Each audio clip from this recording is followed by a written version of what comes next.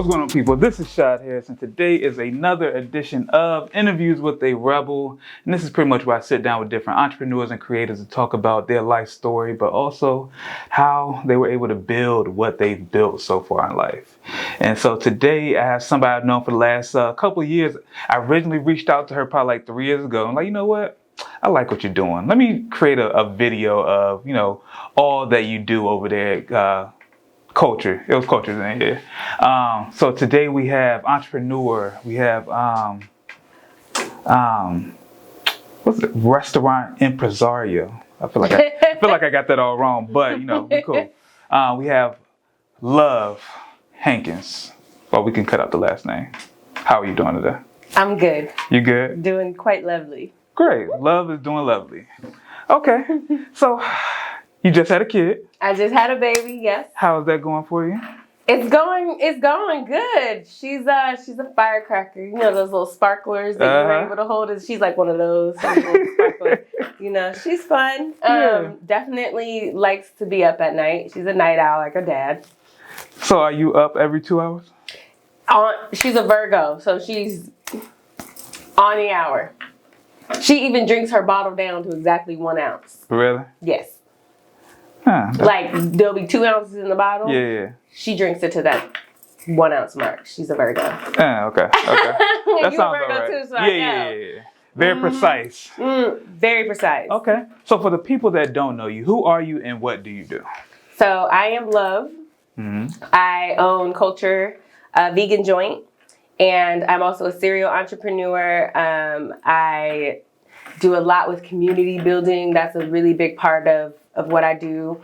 I am a spiritual leader. I consider myself to be building a spiritual enterprise, which is basically ways in which I can continue to build environments that support the healing of others, whether they know it or not. Okay.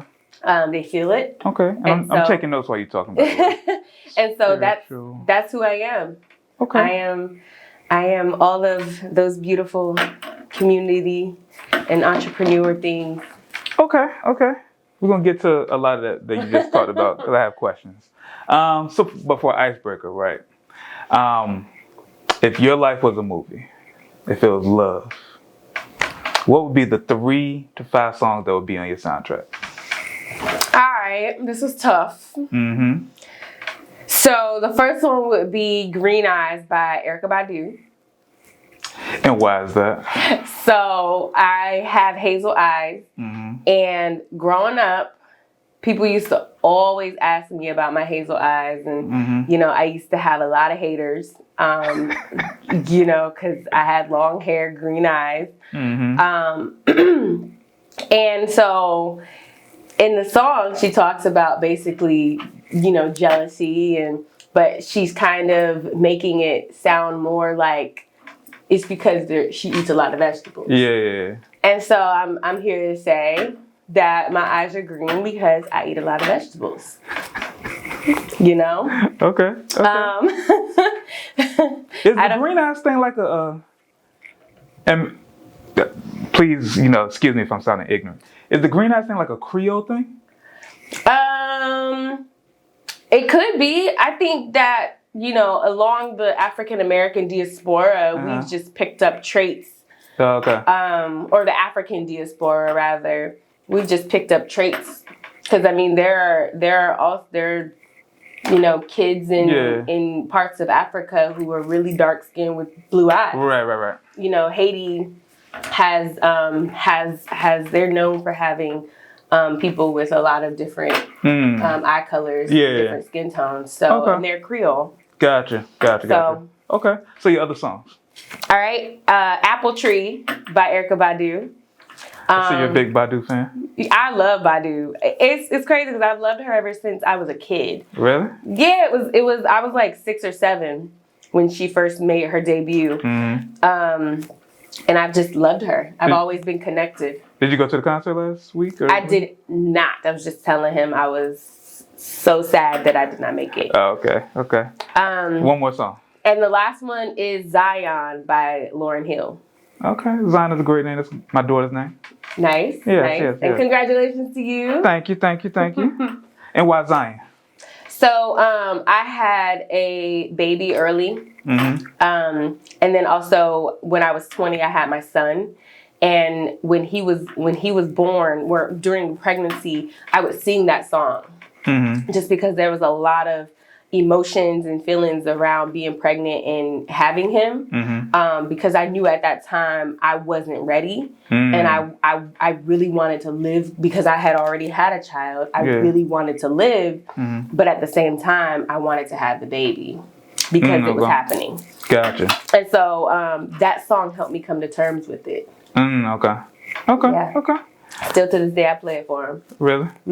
He probably has no idea, like, the significance of that song. He doesn't know the emotional significance, but I have given him the gist. The backstory of it. Not the details about I didn't want him. Yeah. But I've given him the gist.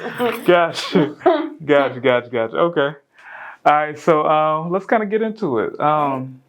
So I feel like every entrepreneur, every creative has some type of story that has led them to, where they're at today. So what have been like the moments in your life that led you like on the path that you're on right now? Being a person who has a shit ton of ideas. Am I allowed to curse? Of course. Okay.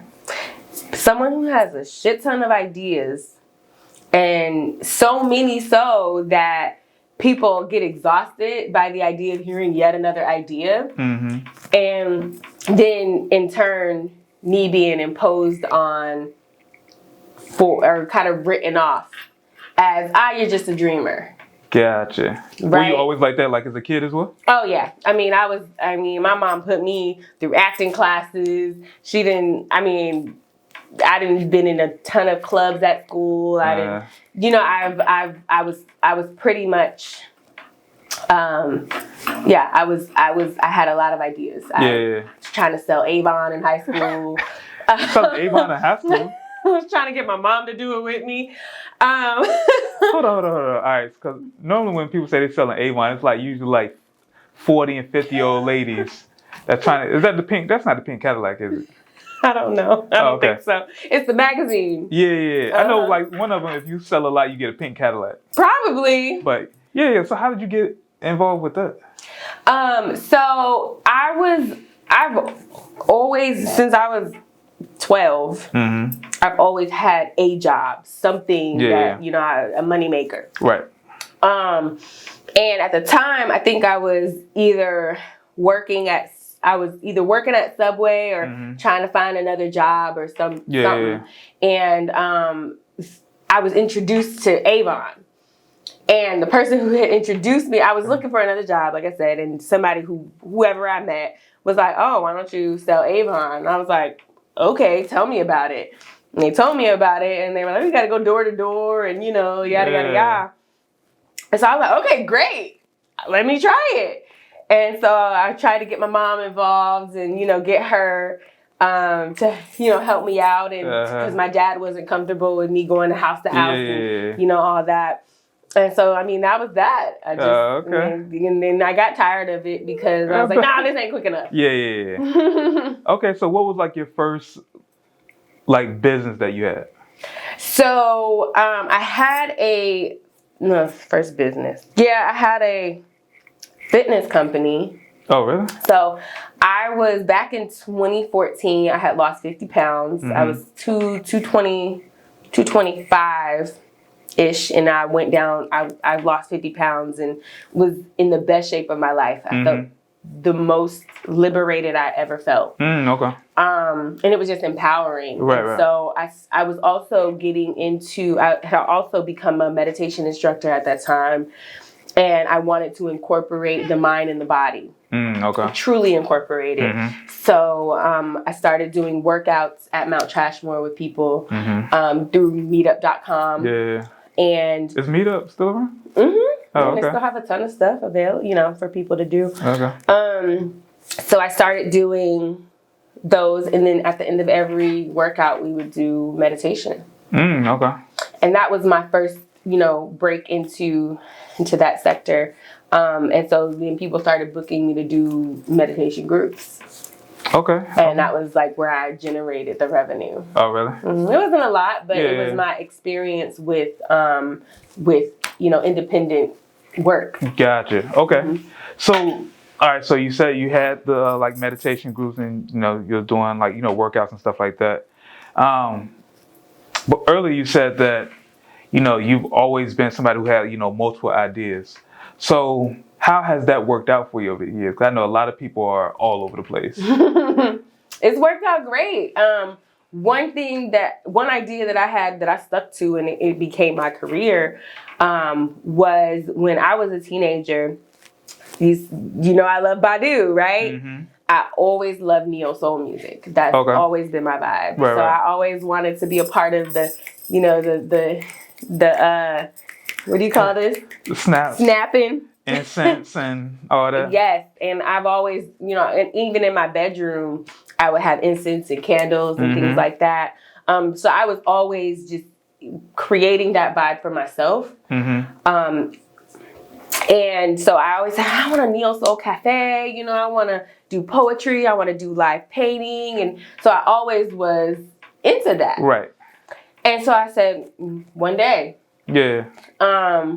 Also, my family, we were really into drinking coffee. We would drink coffee, play games, things like that. I mean, we'd be up 8 o'clock at night drinking coffee and eating bear claws and, just hanging out.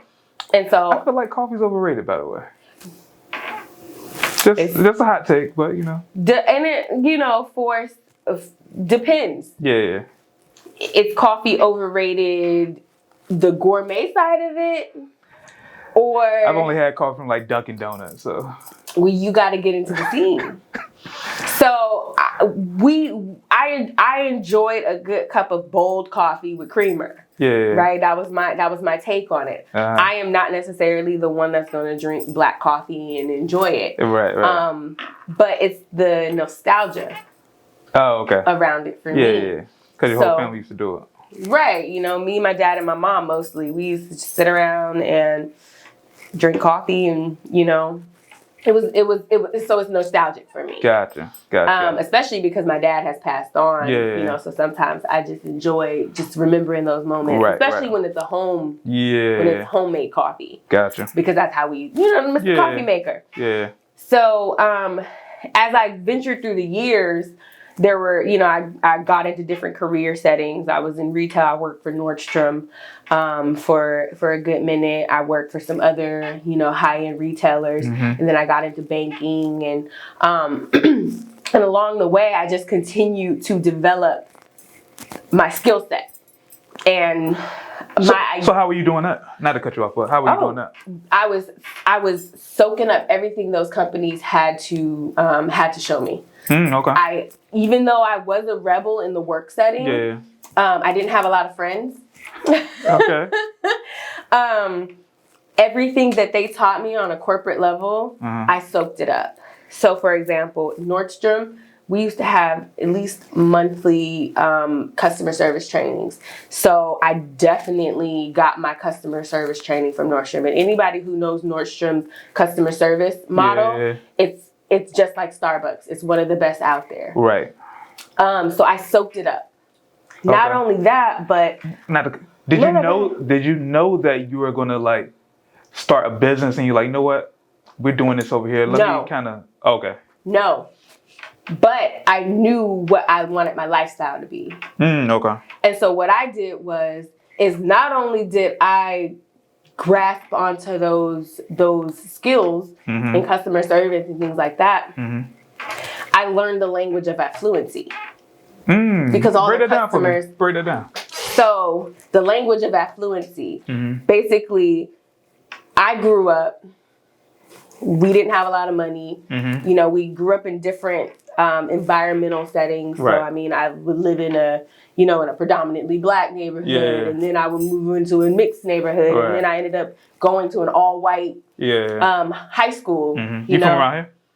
Seattle. Oh, okay. So I lived out here until I was 14, so from 8 to 14. Yeah. And then before that, I lived in Denver. So you can kind of see how everything is just, everything shifts. So Denver, definitely was a mixed area. Gotcha.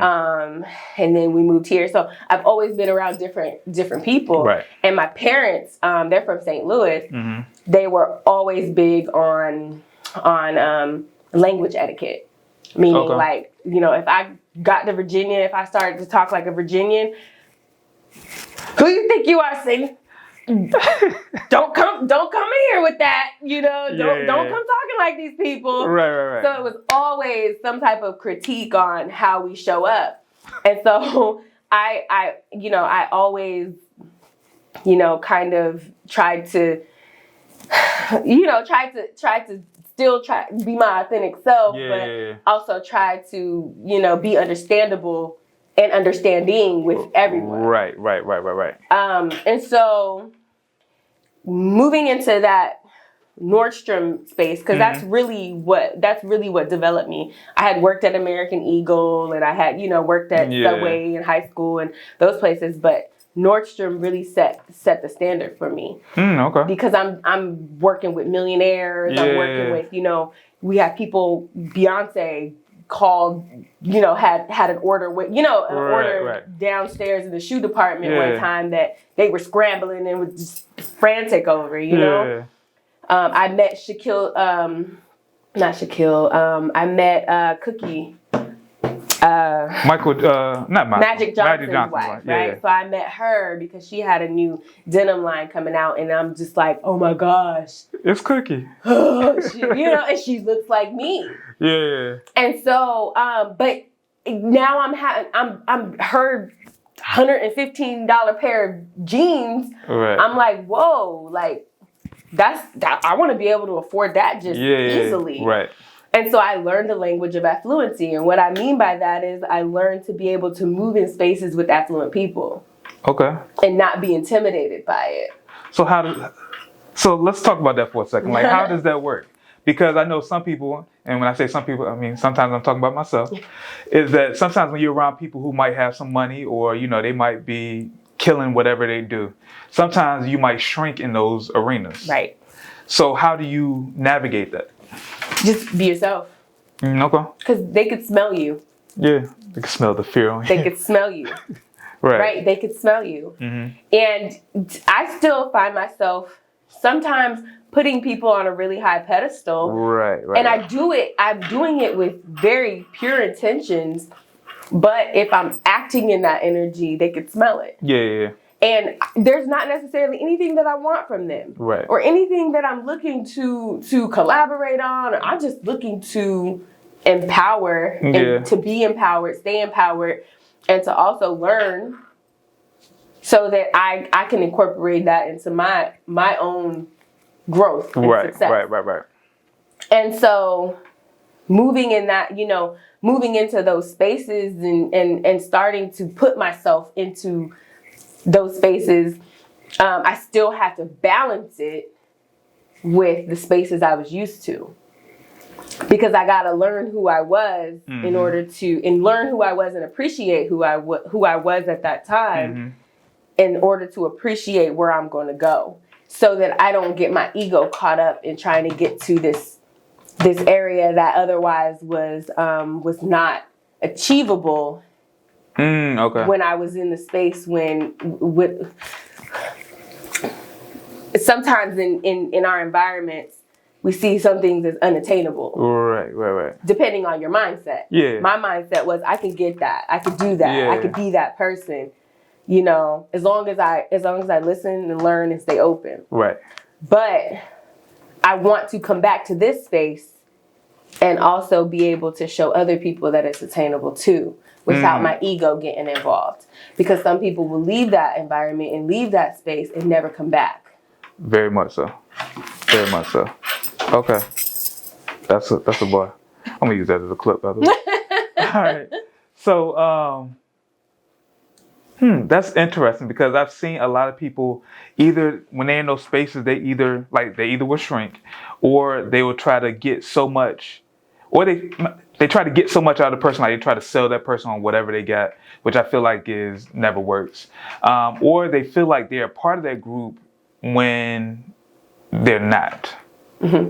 So it's kind of interesting. Like I've always figured out how when you're not necessarily like you're not there, even though you feel like you're striving to be there and you're going to work yourself to be in that position, but you're not in that position right now. So how do you kind of like just balance that? How does that work out? So just know who you are. Yeah. Just know who you are. I guess some people just don't know who they are. I may not have the money. Yeah. I may not have the assets. Mm-hmm. But I have the know-how. Yeah. I just need the resources. Right. And sometimes the resources isn't monetary or anything like that. It's mentorship. Mm-hmm. It's it's drive and motivation. Yeah. And I mean, you just need to know what they're able to provide you and stay authentic in that. Like, look, I just want a mentor. Yeah. I just want to see where you can take me. Right. And if they are truly about their success, they will build other leaders. True. Because that's how it goes. Yeah. That's very much true. Okay. All right. So let's talk about culture. So when you had the first place, were you doing that full time? Yep. Okay. So what were you doing before that? Like right before that? I was working in banking. Okay. I worked at a credit union. Okay. So what was the moment where you felt like, you know what, I want to take a leap and actually go this route? So it was 2016. Mm-hmm. I was starting school back. Mm-hmm. I was going to ODU. Mm-hmm. And I was ready to write my book about my life. Okay. So I said, okay, I want to write this book. What made you decide to write a book? Or that you wanted to write a book? So I had been working on this manuscript since I moved back from Seattle in 2013. Okay. I had a ghostwriter when I was there, Uh-huh. when I was living there. And I was just, really passionate about it. Mostly because, and this is something I haven't said, is when I had my daughter young, I wasn't just young, I wasn't even a teenager yet. And so growing up with that kind of stigma on me, there was a lot of trauma that I knew I had, but I didn't have the words for. So I was pulling from all my resources that I could, right? Yeah. I was just creating resources. Right. I had my creative writing teacher give me some insight. I learned a lot from her. And then the lady who actually was my ghostwriter, she's the one who introduced me to meditation. Okay. I had some friends who had introduced me to the book, The Secret. Again, this is all in 2013. This is all in 2012, actually. Yeah. The year the veil came off, right? So now I'm facing my trauma because not only that, I was also getting divorced. Oh, you were married? Yeah, I was. At the time, I was 21. Yeah. 21 and 22. Okay. And I was getting divorced. I had my son. Yeah. I had my daughter. Yeah. So all this at such a young age, I was being faced with my trauma, but not really knowing how to unpack it and really move forward in life. But I knew I wanted to be independent. I knew I wanted to really heal. And I asked myself one question: what kind of woman do you want to become? And that was the question that started leading me into the right direction. And it was the right question.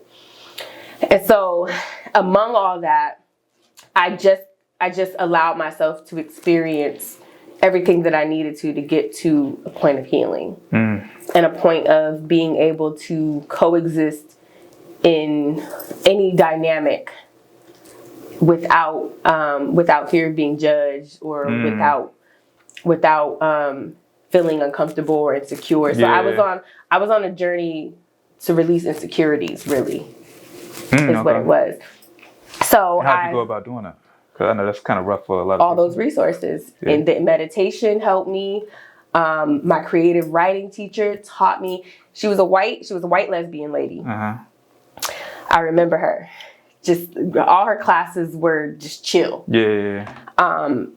She was just, she was just all about being there to to showing up as your true self, right? She said something to me that opened my eyes to everything that was going on in my life. And she said, your trauma and what you're experiencing as a Black woman goes back generations to slavery and everything. Yeah. So what you're experiencing and that you don't have the words for is already in your blood at birth. That's deep. And so I had to start reviewing my relationships with women in my life. Okay. And starting to examine. Were your insecurities based around like women though? No, just women was one of them. Okay. Right? Because I was bullied throughout middle and parts of high school because at that time I was living in Deep Creek. Yeah. I would get followed to the store. People behind me, saying things. Men, would come after me, trying to, do whatever. I mean, I had just had a rough patch where women and men were just at me. Yeah. And so at all angles, I was being targeted because I was pretty. Yeah. And because at the time, European standards of beauty were so rampant that, if you looked anything, having any of those standards, or any of those, kind of features, you were highlighted. Right. And then you were pulled for them. Yeah. So I dealt with that. Yeah. Not only did I deal with it in society, I dealt with it at home. So, and that's another story. Yeah. But, so I just had to find empowerment. Right. Through all that, I had to find empowerment. Okay. Because I was afraid of being beautiful in certain spaces for fear that it would come back on me. That's deep right there. Yeah, scary. It's like, yeah. No, I'm not gonna look too beautiful around all these women, right? Because I'm afraid I'm gonna outshine them in beauty.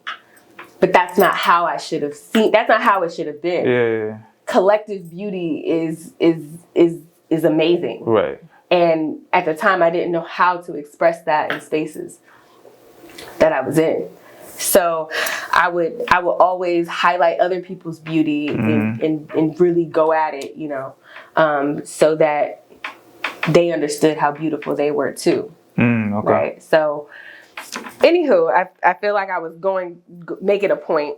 So, so all of the healing that I was the healing journey that I was collecting resources for, I had to review my family structure and our everything that I had observed about my life in general that I picked up that I didn't realize. Yeah. I was picking up the traumas, and I realized that none of my family has positive female relationships. You mean as far as like your mom and your grandmom, or like sisters or anything like that? We were all catty toward each other. Okay. We didn't have really good relationships. And so that became my platform, was to begin building positive relationships with women, because then I had to define why women's unity was so important, period, in any environment. Not just being the backbone, but being the nurturers. And when you lose nurturance, you become too masculine, then it becomes a competition. True. And so as Black women, we have been pitted against each other. And so we become so masculine that we can't be in a room with each other without competing. When really we should be nurturing each other. Right. And I see it happening now. Yeah. On a really massive level, and it's amazing. But just going back to how I got started doing what I'm doing. So Yeah. 2016, I quit my job. Wanted to write my book about all of that. Yeah. It didn't work out that way because my story wasn't done. Right. We were still working on the storyline even till now. So I ended up just writing a children's book. Okay. And the children's book, it helped me understand the whole lifestyle of an entrepreneur, which was good. So 2016, that happened. And then also later on that year, I hit up a friend. We did a brunch together. We, planned a brunch together, and it was successful. Yeah. And so we started a catering company. Okay. So then we dissolved the catering company partnership, and then I ended up wanting to go back to the coffee and soul route. How long were you doing the catering? About a year. Oh, okay. And it just wasn't exactly what I wanted to do. I didn't want to do dinner style. Yeah. I didn't want to do restaurant style. I just wanted cute, quaint cafe. Gotcha. So we went in separate directions. So then I landed on the opportunity to open a small space. I met the right people. I networked the right way. Yeah. I was just in the right spaces. Okay. So, all right. So when you actually opened up the first location, what were some of those struggles that you faced in that first year or so? I remember my grand opening was so lit. Yeah. Because at the same time, the gallery that I was in, that I had the space in, they had did a festival at the same day, and then we were marketing on our end for the coffee shop. Right. So it was just a lot of people. Yeah. That Monday it was dead. I thought you were about to say something else, but go ahead. It's crickets. Really? There was like 4 chairs in the space. I was sprawled across. Just laid out across all the chairs. Like, because it was dead. And I remember thinking to myself, where are all those damn people? Right. And then I had some people coming at me about business advice. And,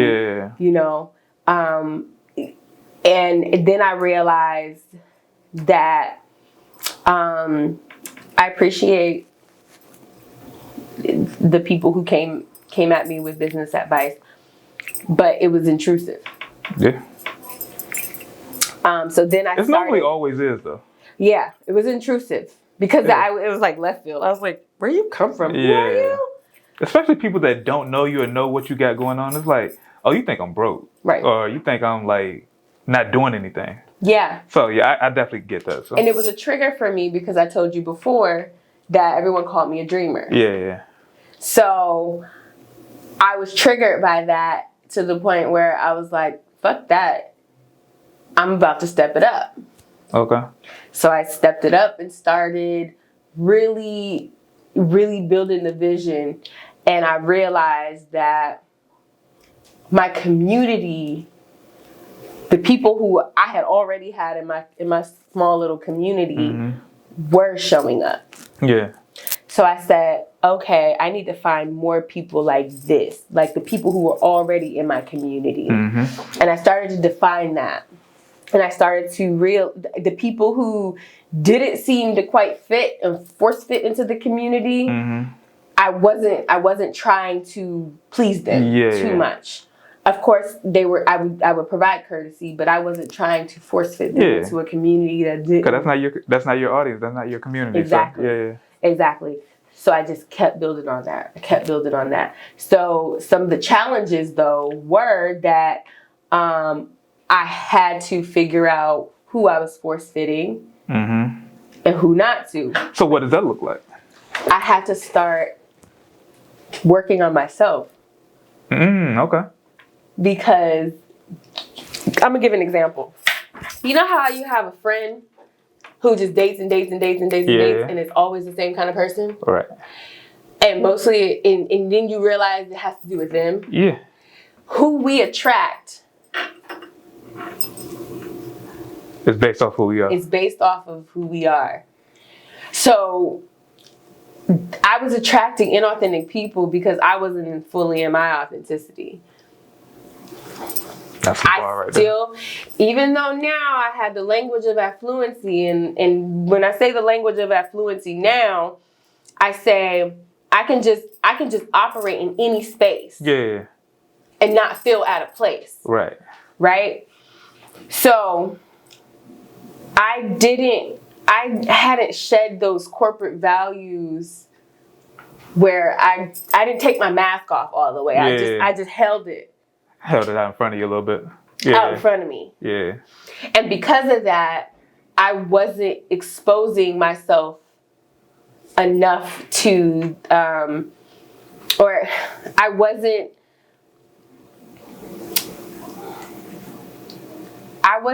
giving.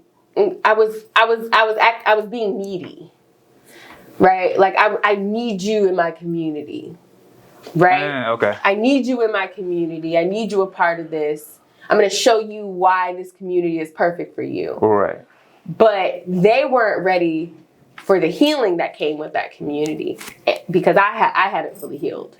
Right? Okay. So, and I hope I'm explaining this right. No. I'm definitely rocking with you right now. Sometimes it's all in my head. I'm like, how do I get this out in words? But basically, yeah. If I was going to be the leader of that community and the leader of my space and the leader of what I was building, I had to truly be showing up as that person, as the person who can lead. Okay, so who were you before and who were you after then? So before, who was I? I didn't really know how to speak, to say what I wanted. Yeah. Even though I knew what it looked like. Here's something.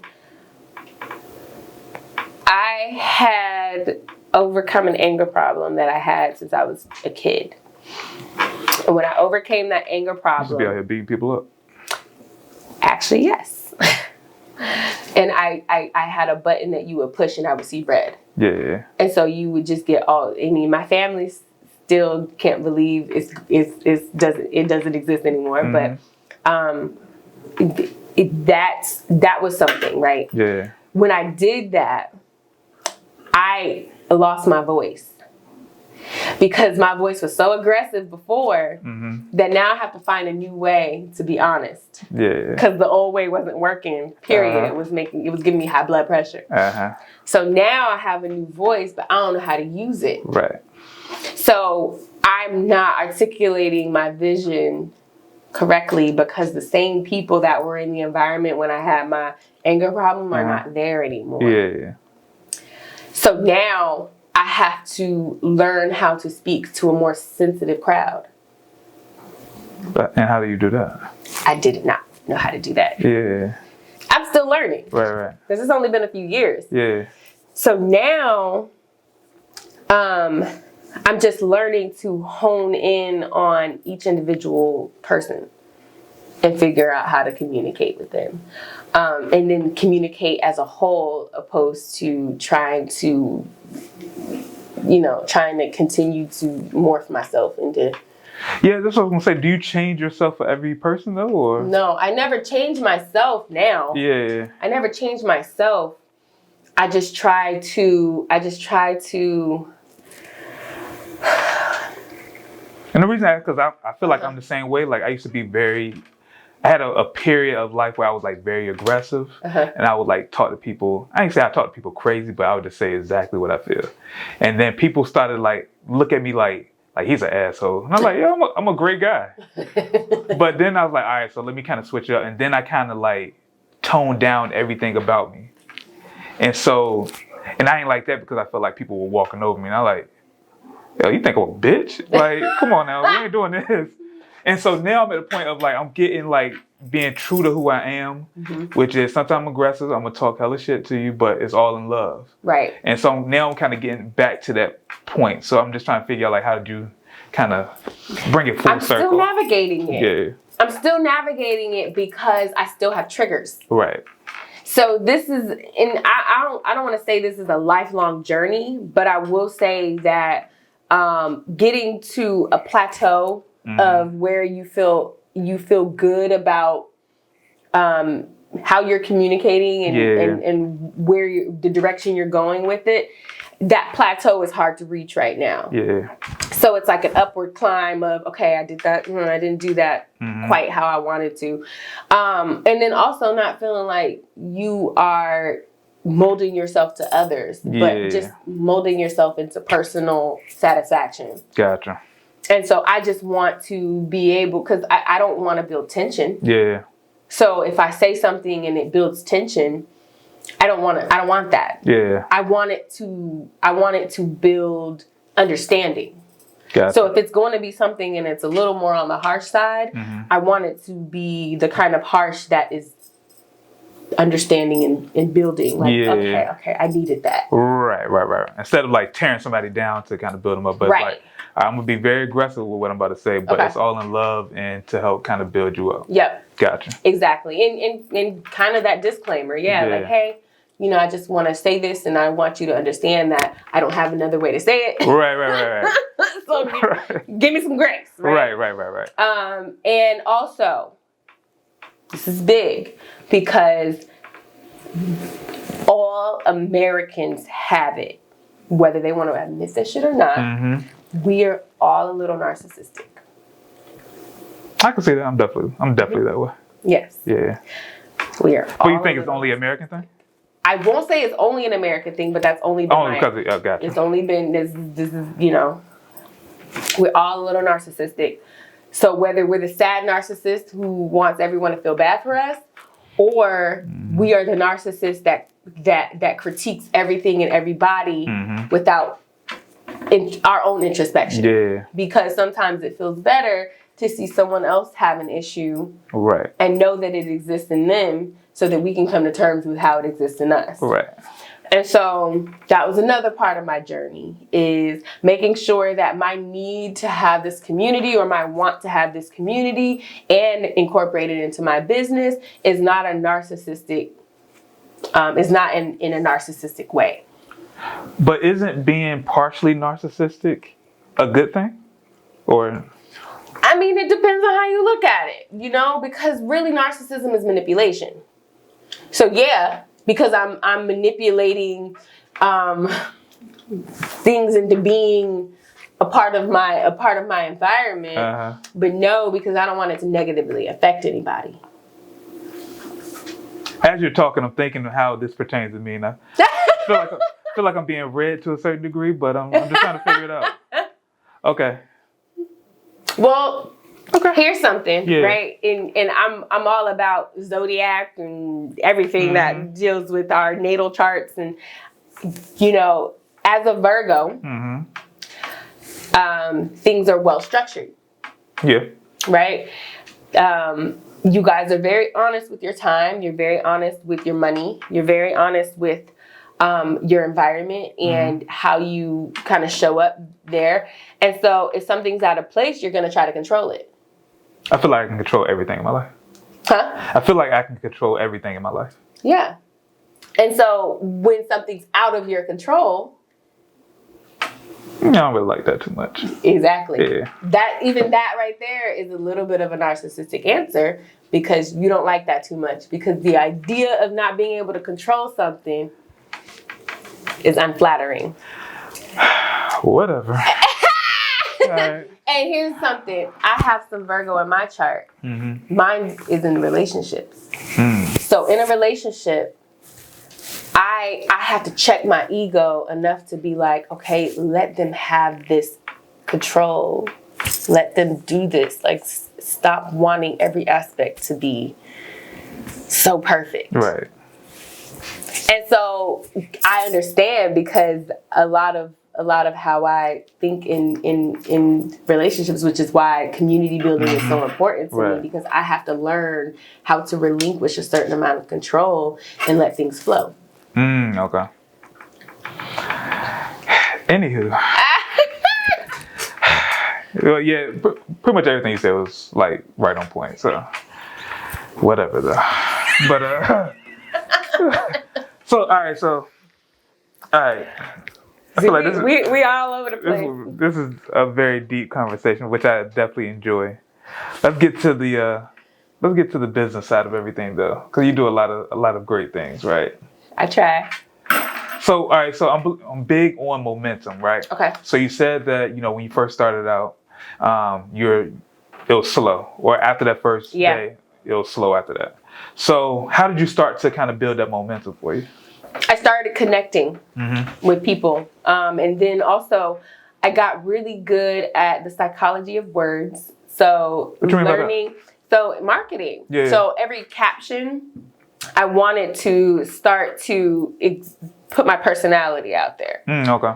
So I kind of started working with words that were a little more unorthodox to say out in public in order to kind of catch attention. So I started like adding little cuss words into the caption, because businesses, they want to just be cookie cutter and want to look, And so I started just kind of incorporating a little unorthodox, experience in there, because I wanted to be an unorthodox environment. Right.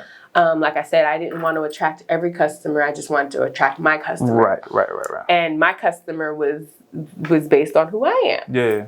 And so, how important do you feel like that is? Very important. Because your vibe matches. Your vibe is going to build the environment up. Yeah. So when people come in there, even if I'm not there, they're like, love is on the wall. Love is here. Like that dot on the wall is love. You know what I mean? And so, even in the food, right? I can give somebody the recipe, and they can make it exactly how I do, but it tastes different. Right. Because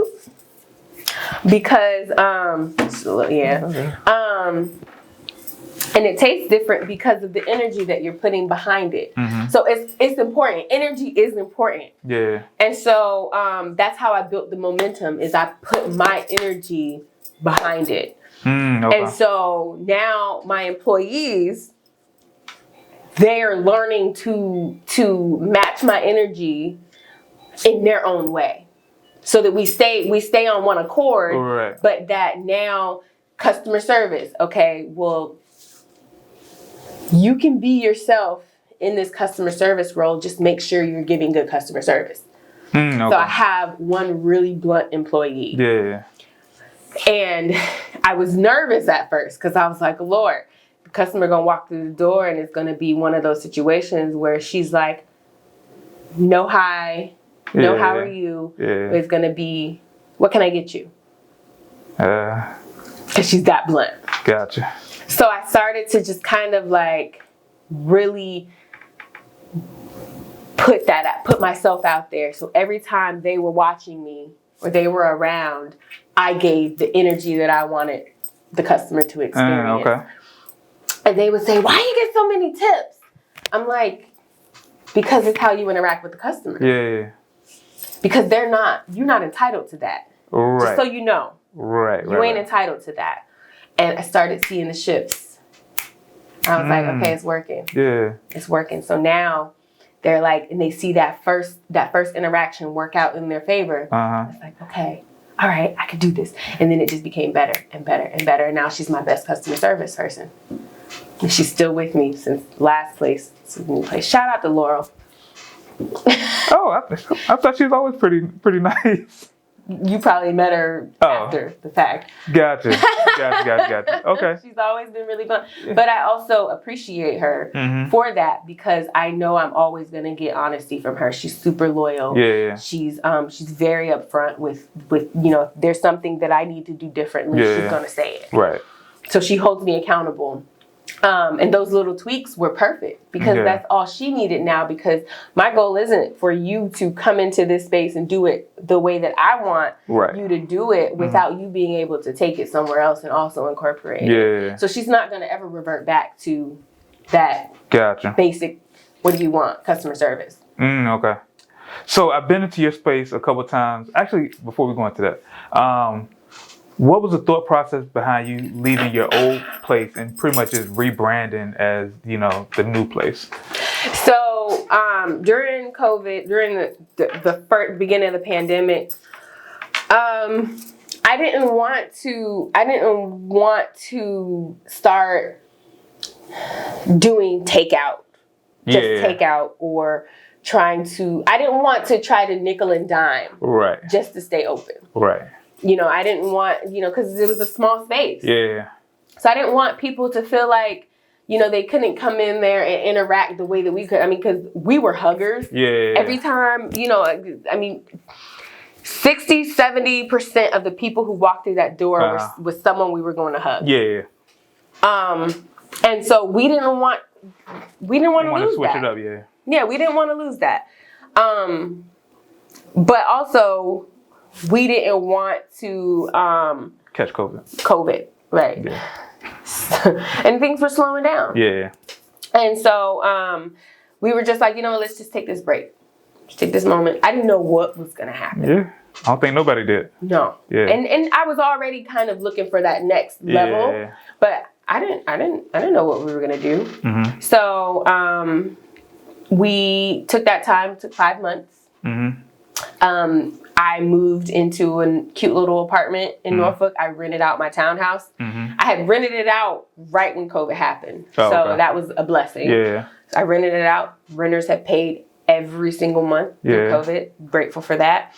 And this apartment had this really nice bay window. Mm-hmm. And every day I would go in front of that bay window and I would do sun salutations. Yeah. And I would meditate and I would I just got grounded. Mm-hmm. And there were some ideas that I would come up with to, kind of help through bringing some revenue through the pandemic. And so I just started working again on personal. And just really figuring it all out. And then it just came. I told my man, I was like, I want to rebrand culture. And I don't want it to be culture, coffee, and tea bar, but I think culture needs to be a part of it because that's what we're building is a culture. Right. Traditions, values, all those things surrounding our community, those are the things that have to stay. Yeah. I said right now it's trending to take the vowels out, but in order for it to have impact, I want that E to stay. So we came up with a bunch of different names and then it landed on culture. Yeah. And it was already kind of trending. Mm-hmm. And so it was catchy. And hold on, but why did you say the E has to stay though? I was feeling the E. Oh, okay. I was feeling the E. I was like, and I don't know why I was feeling the E, but an employee pointed this out and I didn't realize it. He said, the only thing missing from culture is you. That's dope. Yeah. Yeah, that's dope. That's dope. The only thing missing from culture is you. And we were like, damn. But everything throughout the pandemic that happened for culture was synchronized. Mm-hmm. The spot, it used to be a donut shop. Yeah. They had approached me like a year before the pandemic happened. Or earlier, it was the year before. They approached me and they asked me, could I do a menu for them? Yeah. That will bring in more business because they were tired of having that second location. They had some stuff going on. They had another location. Right. So they were like, hey, can you build a menu for us? And they wanted to do like some hemp CBD stuff. And, it was just, and it didn't work out. Right. So I kept noticing that they weren't opening. I was like, why aren't y'all opening? What's going on? I hit up the owner. I actually visited her location. I was like, so what's going on with this, with your location? She was like, and then the conversation started. And I said, I may be interested in taking it over. It's right across the street from my last location. My customers don't have to go very far. Yeah. I can accommodate more space. They have everything. Right. The hood system, the kitchen was built out, everything. Mm-hmm. And I was just like, I'm maybe interested in taking it over. Yeah. She told me what it was. I got grandfathered into a really good rate. And we went from there, and that's how the new culture started. Okay. So with that, how has business been since switching over? Amazing. Really? Yeah, amazing. Of course, our overhead has increased, but our potential to support what we're doing has increased. Okay. which makes it that much better Gotcha. for us to execute whatever we want to do. Okay. So, probably got a couple more questions before we wrap up. But earlier you mentioned that you're a serial entrepreneur. What are some other things that you're kind of into? So definitely investing, getting into, actually during the pandemic, I took the classes to get my mortgage license. Okay. So, one day in the future I'll pursue that. But building my real estate portfolio. So right now I have a property that's rented and just looking to continue to acquire. Building arms of culture. Okay. To continue to grow culture. Okay. When you say arms, like what do you without giving too much of your business? It's all good. Building, the retail side of it more, just building multiple streams. Gotcha. And then, we have something coming up that we're going to launch soon. Okay. That we haven't released yet, but be on the lookout for that. Okay. It's going to be exciting. And just, continuing to build on all the gazillion ideas that I come up with, and filtering them out, filtering the ones that are aligned. Gotcha. Out. Okay, so let me ask you this, because it's crazy that you mentioned, all the crazy ideas that you have, or all the ideas. I'll take crazy out. All the ideas that you have, because earlier this morning I made a post that, for the people that want to, promote and market, 2 businesses from scratch at the same time, it's impossible. What are your thoughts on that? People do it all the time. Nothing from scratch though, like. Yeah. It depends on what it is though. If you're trying to build 2 completely different visions from scratch, I'll tell you, it depends on, again, the resources that you have. For me, my resources for being able to build businesses from scratch is my people. I have employees right now. So if I wanted to start building another business from scratch, all I have to do is maintain that one. Right, true. But you're talking about at the same time. At the exact same time. So you can build 2 businesses from scratch if you're willing to put in the work. So let's use an example, right? I'm building culture and building a personal brand. All right, no. So let's say you're building culture and you're building a real estate company. That's a terrible example, because I'm gonna tell you why it's a great example. Because McDonald's, Walmart, they all do it. Okay. Because every building that they go in, they buy the building. Okay, maybe not. Maybe not that example. But let's say you're building culture and you're building a clothing line. Another terrible good example. Okay. Because if I have a t-shirt that has Culture's logo on it, that is the clothing line, and I'm selling it at Culture. Okay. We sell hemp backpacks. That's our other business. Right.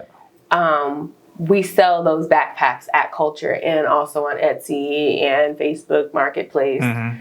So there are ways to, again, it's if you're going to do it, I would just say they don't need to be 2 separate complete things. That's pretty much what I'm trying. Have nothing to do with each other. That's pretty much what I'm getting at, because I know a lot of people have businesses that are completely different, and so when you're trying to market them, it's confusing because you might be marketing, like you said, like a coffee shop, but then you're marketing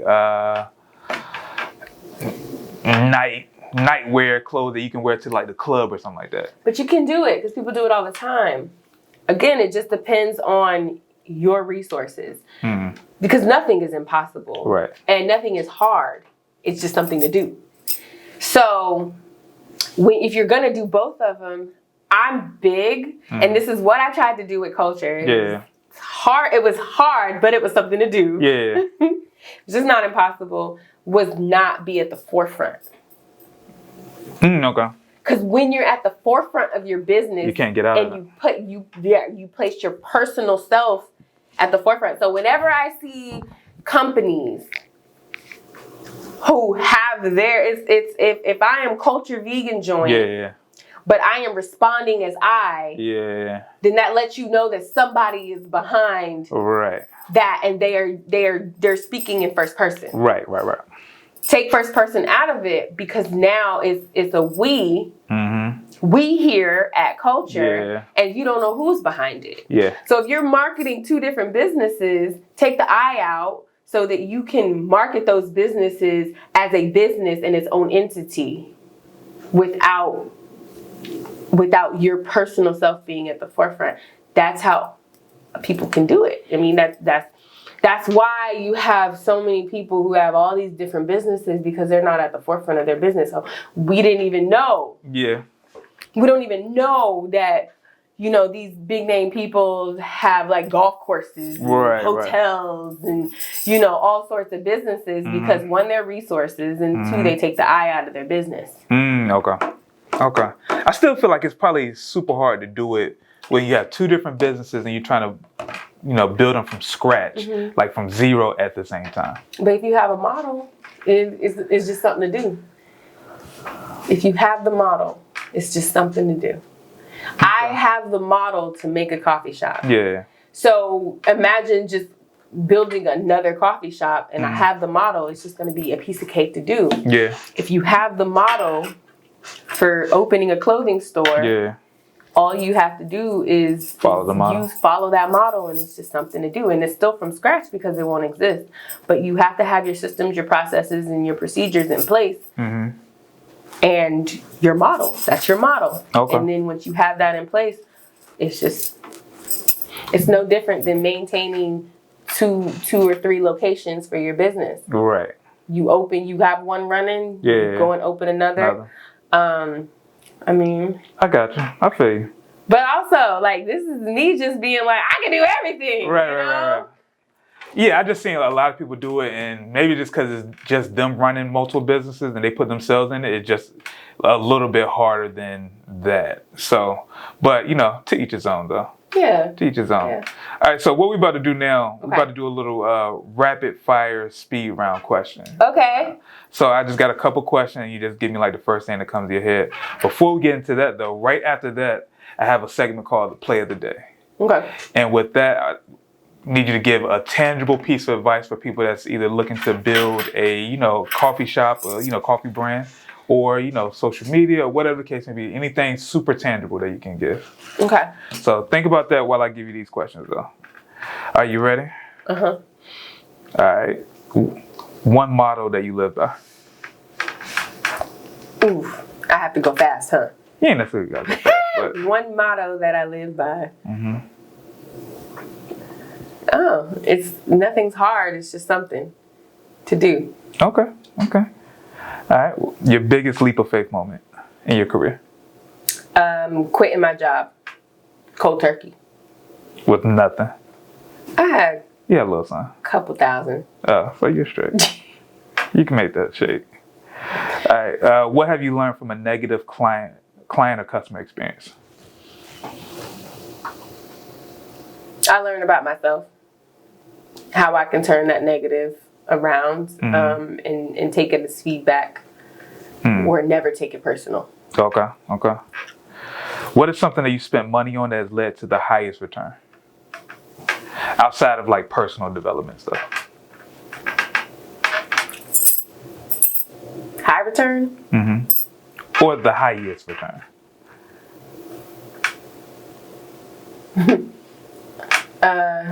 Acquiring the new space. Really? Okay. Highest return. Yeah. Okay. All right. So, what do you feel is the blueprint for a successful coffee shop? For a successful coffee shop, the blueprint is the culture of that coffee shop.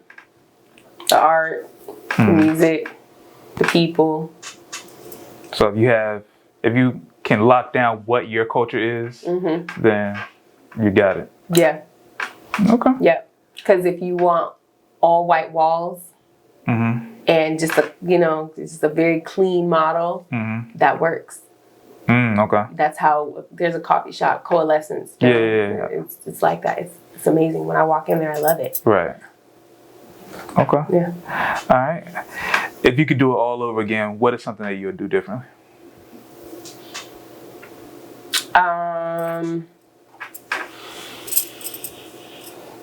What's something that I would do differently?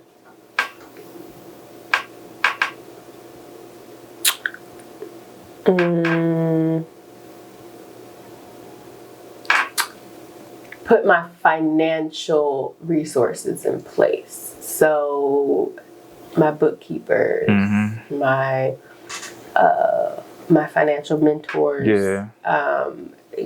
really learning business credit and how to continue to grow. Gotcha. Because, yeah. Okay. All right. Last one is, what do you ultimately want to be known for? My leadership. Okay. I can definitely see that. Because you've definitely been doing some great things. So, and the way you've kind of build out your, the culture of culture has been something great to see. Especially like anytime I go in there, I can feel the customer service. So that's good.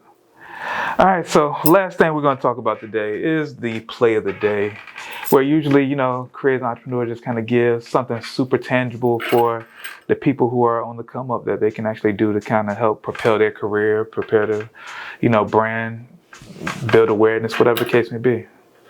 You got tangible. Something tangible, super tangible. This is super tangible. Yeah. Google Canvas business plan and do a one-pager on your idea. It's a one-page business plan.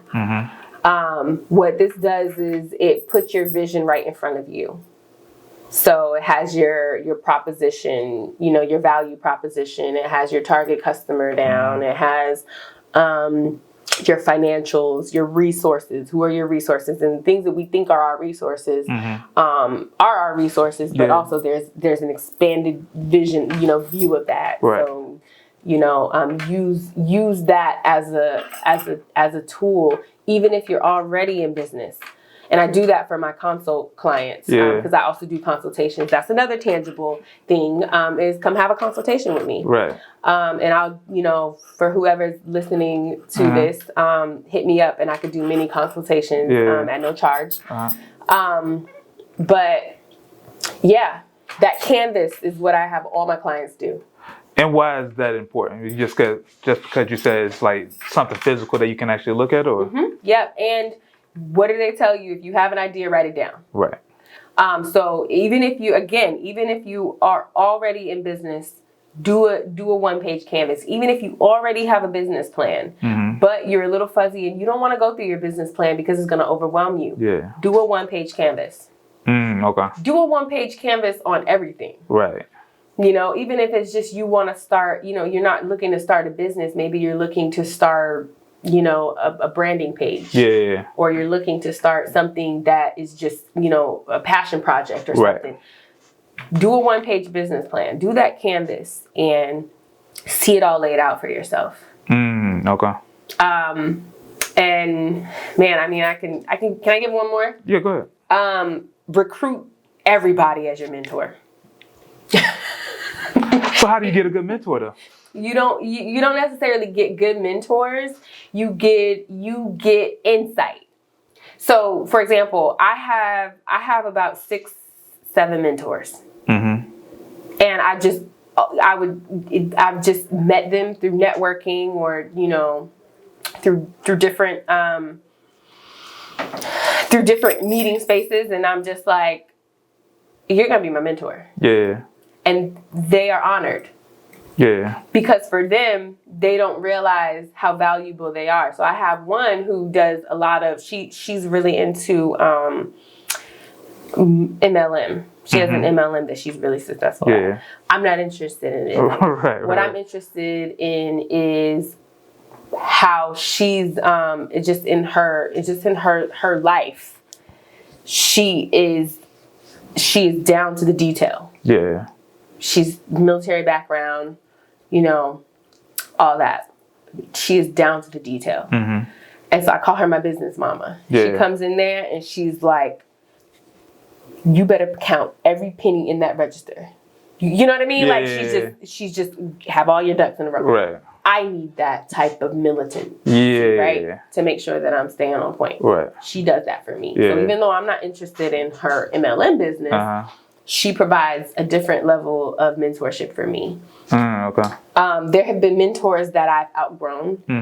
And I won't say I've surpassed them, but I will say that we have outgrown each other. Right. But in that time frame, I got what I needed to, and it's always reciprocated with love and gratitude and continued communication and updates and things like that. So, mentorship. Recruit everybody, not just somebody who we think is on a higher level and can take us where we know. A mentor can be your child. You know, you bouncing ideas off your kid and them giving you their honest feedback like, hey, your generation is who I'm looking to attract. Tell me about your generation and can you consult me along the way? Tell me what's going on at school. So you have to look for value in everything and everybody. Okay. That's deep. So let me ask you this. I know we're trying to wrap up, but so I was watching a video from Grant Cardone. He was like, everybody that you would look at as a mentor has some type of value, but so many people try to get as many mentors as possible when they probably just only need one and go all in on what that person says. What are your thoughts? I disagree, but I also believe that it has to work for you. Okay. So if that person is who you want to model everything that has to do with your business after, then you probably want to go in because it's going to work. For you. For me, it doesn't work because I'm multifaceted. Right. So for me, it's mindset, not business. It's mindset. So when, so if because the way I really, the way I'm really fulfilled at work is how big of an impact I've made on my day and my customers. And, if things has gone to shit, I am in the think tank. Right. I'm like, how can I make this better? So it's mindset. But if your goal is dollars, all the time, every day, then you have to follow the model of building those dollars. Okay. That makes perfect sense. I'm definitely with you on that. Okay, that's been So go ahead and send that to Grant Cardone and see if he changes his name. I'm gonna do that. I'm gonna send it to him. Tell him to tag me. Okay, this has been a great conversation. This has been very deep and very insightful. It's like almost like I need a part two. I need a part two, Sean. We might need to make this happen. I might have to come to Culture and we can film something. Yeah, we might have to do that. All right, so where can people find you? What you got coming up? All that good stuff. So you can follow CLTRE Vegan. So it's spelled CLTRE VGN on Instagram. Let's see. That's where you can really find us. I am on Instagram. My personal Instagram is Queen_frequency. I like for people to follow me there just because, that's where I just kind of play my role as self. Right. So. Okay. Anything big coming up that you want to share or? What's coming up? We have something new coming out. That has to do with the lifestyle of an entrepreneur. Okay. So that's going to be really exciting because that's something that I'm like revved up about. Okay. Because I love interviews. I love to be on camera. I love to talk to people. I love to give insight. So that's something. And then we have Wiccan Week. So it's Halloween. I don't know when this episode is going to come out. Next Thursday. Perfect. So October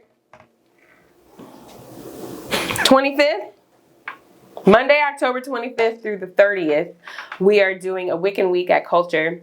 There's going to be a super dope Halloween contest between the vendors on that Saturday.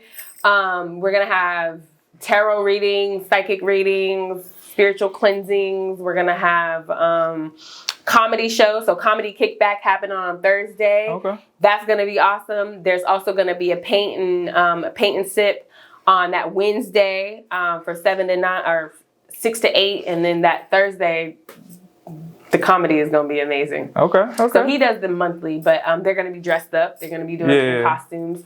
So you guys can get your tickets and follow Culture so that we can continue to update you. But yeah. Okay. Sounds like you got a lot going on. There is, but y'all definitely want to tune into Wicked Week. Yes. Okay. All right. Well, once again, I appreciate you stopping by. I feel like we've been trying to do this for a while. I've been reaching out to you for a while, like, yo, I need you up here. Yeah. So glad that you was actually able to kind of stop by and kind of drop some gems and give us your life story in a nutshell. So, definitely. Yeah. So thank you again. So you guys, if you haven't done so already, make sure you follow Love and everything she has going on at Culture and all of her other, ventures and projects that she has, because she's a great mind that you should definitely be paying attention to. And if you've been watching this video and you haven't followed me, then I don't know what the hell you're doing. So make sure you go ahead and do that at Shad Harris. Make sure you follow, subscribe to the YouTube channel so you can see more interviews and more videos like these. And that's pretty much all I got. So you guys stay safe, stay running free, but keep creating, keep shooting, and you guys have a good one.